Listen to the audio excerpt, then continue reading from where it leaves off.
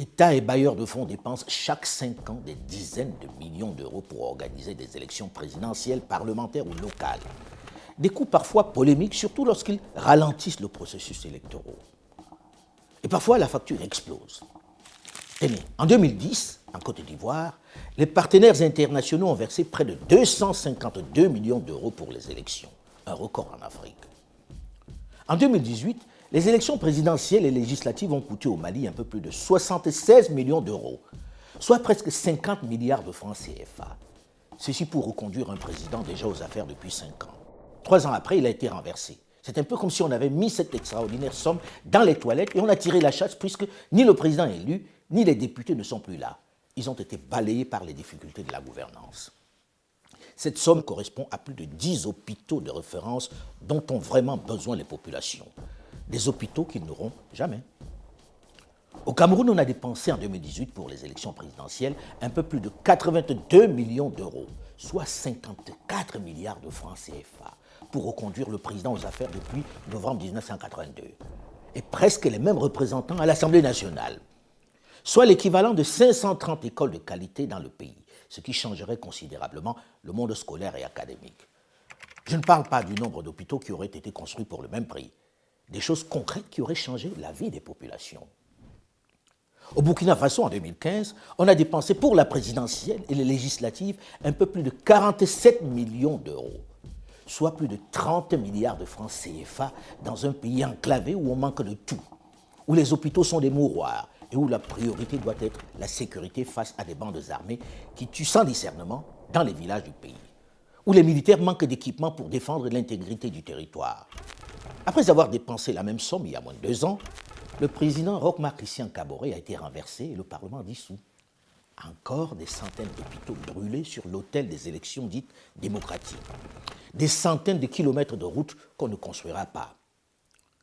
En République démocratique du Congo en 2018, on a dépensé 600 millions de dollars pour la présidentielle, les législatives et les provinciales, soit près de 350 milliards de francs CFA.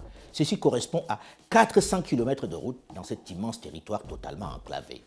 2 parcs agro-industriels, 5 avions Airbus 319 neufs, 4000 bus de transport neufs de marque Mercedes, plus de 4000 écoles primaires et secondaires. Avec cette somme, on aurait aussi pu bâtir plus de 5 barrages hydroélectriques pour fournir l'énergie qui fait si cruellement défaut à ce vaste territoire, ou encore 50 centrales de production d'eau potable dans ce pays où l'on meurt encore de paludisme.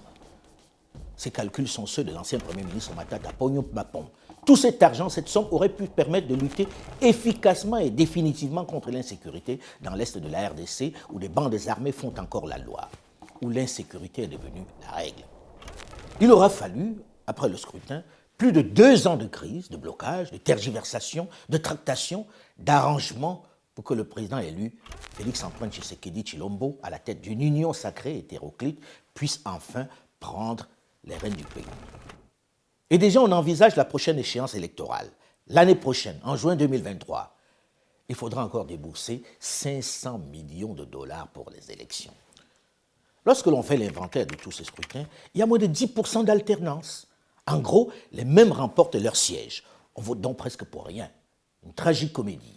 À quoi ça sert de dépenser 500 millions de dollars pour financer un simulacre d'élection dont on connaît les résultats à l'avance et qui en plus vont diviser les populations et très souvent entraîner des violences? Ceci pose avec acuité, avec violence, j'allais dire, la problématique, le fameux dilemme entre la démocratie et le développement. Question que certains intellectuels un peu rapidement, pleins de certitudes, balaient d'un revers de la main. J'arrête là cet inventaire pour ne pas vous déprimer avec le gâchis que l'on perd chaque année sans garantie d'alternance et qui très souvent se termine en crise, en contestation, en division du pays, en guerre civile. Devant toutes ces ratés, ces échecs, je m'interroge.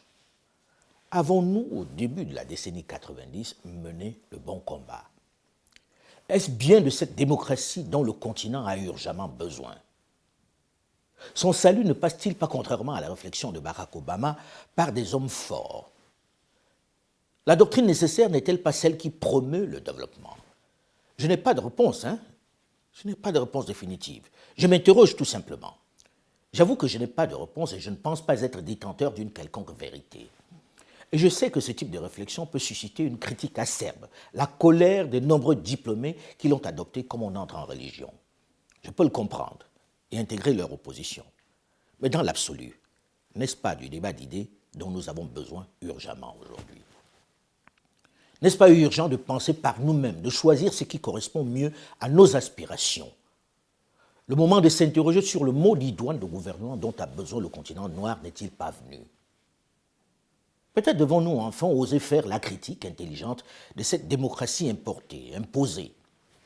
Et si c'était de là que naissait un nouveau système mieux adapté à nos réalités, à nos peuples?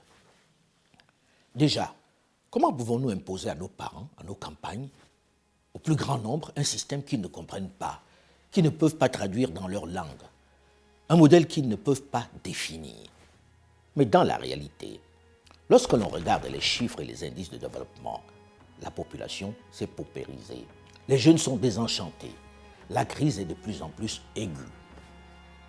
Les écoles qui autrefois offraient vermifuges, vaccins et autres comprimés de Nivaquine ressemblent à des écuries mal entretenues où le maître, les enseignants impuissants sont devenus des gardiens d'enfants et leur souffre-douleur. Bref, la situation économique et sociale s'est détériorée presque partout. On a installé au sud du Sahara francophone des démocraties électorales qui coûtent une fortune sans presque jamais apporter de solution.